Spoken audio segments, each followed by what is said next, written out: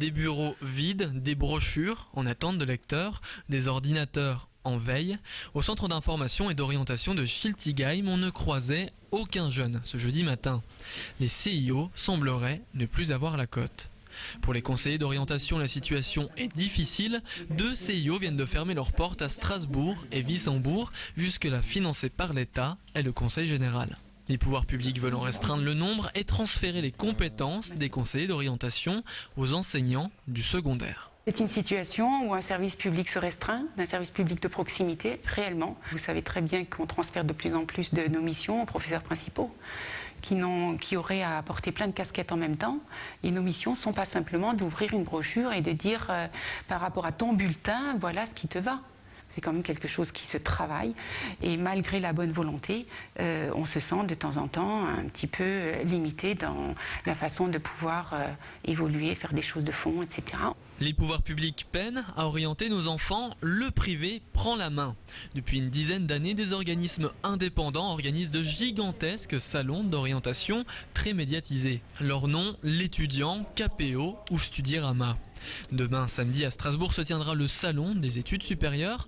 Les exposants sont majoritairement des écoles privées, mais certaines universités commencent à rejoindre ces salons commerciaux. Nous voyons bien qu'en fait que de réunir une 50aine d'écoles, plus des associations telles que l'AFIGE, le CRIJ, etc. en un seul jour, en une seule journée, ça paraît très important.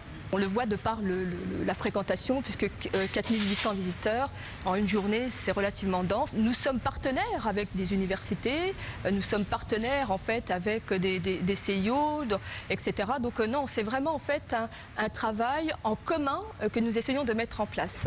Si l'avenir de l'orientation pourrait être le privé, il est certain que le domaine se modernise. La région Alsace et plusieurs de ses partenaires viennent de créer un nouveau site internet pour aider les apprentis à mieux trouver leur voie.